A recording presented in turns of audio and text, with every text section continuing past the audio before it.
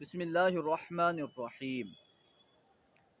یہ حضور مجاہد ملت الحاظ حضور حبیب الرحمن قادری عباسی رحمۃ اللہ تعالی علیہ کا مزار مقدس ہے۔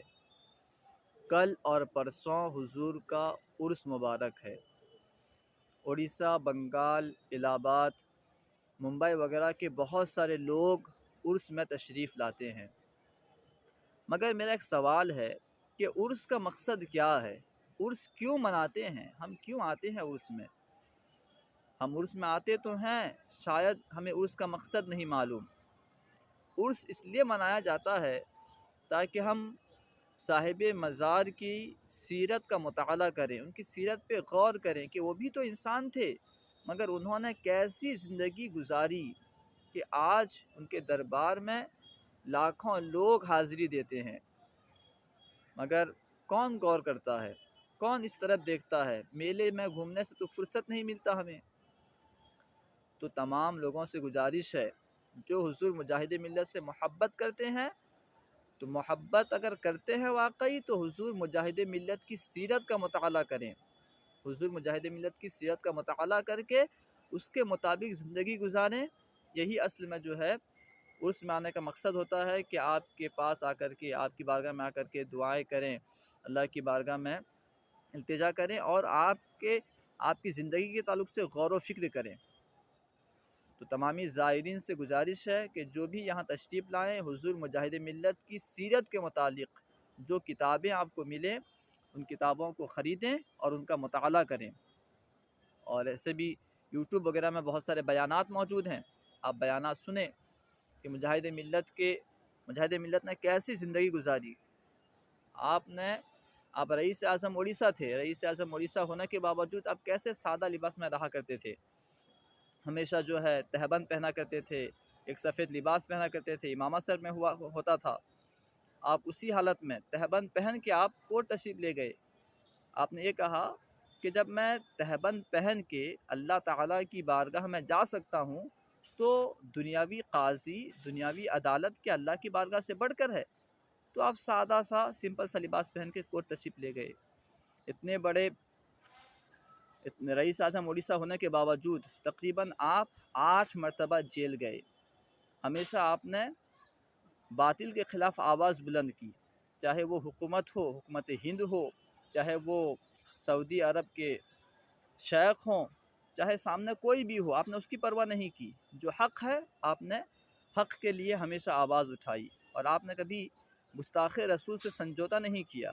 آج ہم مجاہد ملت کے ماننے والے ہیں، حضور مجاہد ملت نے کبھی بھی گستاخان رسول کے پیچھے نماز نہیں پڑھی۔ جب بھی مناظرے کا موقع آیا تو آپ ہمیشہ مناظرے کے تیار رہتے۔ تقریباً آپ کو بس مناظرے کی بو پہنچنی تھی، آپ مناظرہ کہاں ہوتا ہے آپ اسے تلاش کیا کرتے تھے۔ خیر، اگر ہم واقعی حضور مجاہد ملت کے ماننے والے ہیں تو ہمیں چاہیے کہ ہم گستاخان رسول سے دوستی نہ کریں، گستاخان رسول سے دوستی توڑیں اور حضور مجاہد ملت کی سیرت کے مطابق عمل کریں۔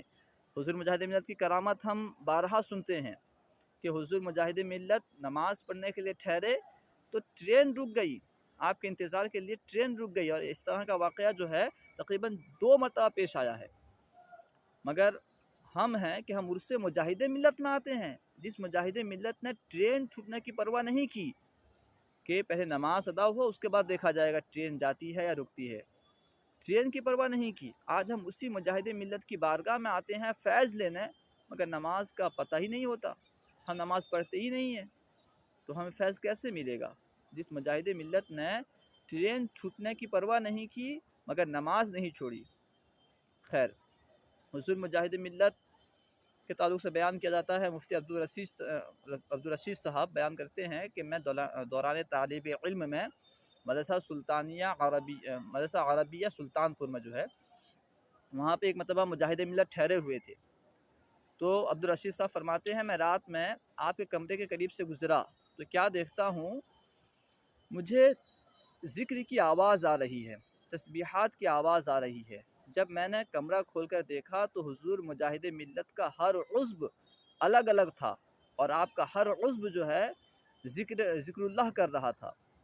آج ہم مجاہد ملت کے ماننے کا دعویٰ کرتے ہیں، ہم بھی تو غور کریں، ہم کتنا ذکر اللہ کرتے ہیں، ہم کتنا اللہ کو یاد کرتے ہیں۔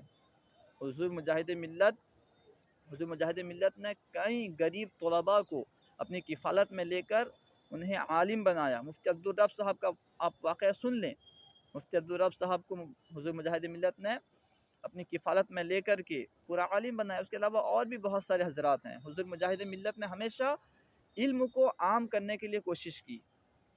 دھام نگر ہائی اسکول ہو، اس طرح بہت سارے اسکولس ایسے ہیں جو حضور مجاہد ملت کی زمین پر بنے ہیں۔ آج ہم مجاہد ملت کے ماننے والے، مگر سب سے زیادہ جہالت وہ ہمارے اندر ہے۔ ہمیں چاہیے کہ ہم حضور مجاہد ملت کی زندگی کا مطالعہ کریں اور اس کے مطابق جو ہے عمل کریں۔ عرس میں آئیں تو عرس میں ادب کے ساتھ حاضری دیں حضرت کی بارگاہ میں۔ دیکھیے عرس میں ہزاروں ہزار چادر وغیرہ لوگ چڑھاتے ہیں۔ اگر آپ غور کریں تو چادر چڑھا کر کے خاص فائدہ سمجھ میں نہیں آتا۔ میں یہ نہیں کہتا کہ چادر چڑھانا ناجائز ہے، کوئی یہ نہ سمجھے۔ جب چادر ایک موجود ہے تو خواہ مخواہ جو دوسری چادر وغیرہ ہم چڑھاتے ہیں، اگر ہم اتنا پیسہ کسی غریب کو دیں گے تو یقین مانیں اس سے حضرت کی روح زیادہ خوش ہوگی۔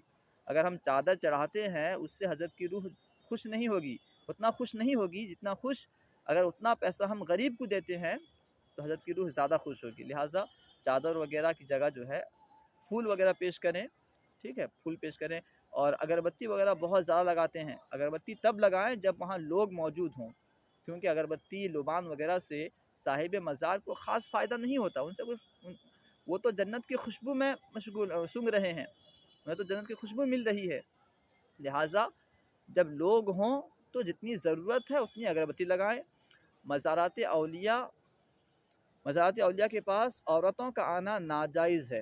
حضور اعلیٰ حضرت فرماتے ہیں مزار کے پاس جانا تو دور کی بات، جب عورت کسی ولی کے مزار کو جانے کی نیت کرتی ہے، ارادہ کرتی ہے، تو خود وہ اللہ کے ولی جو ہیں اس پر لعنت بھیجتے ہیں۔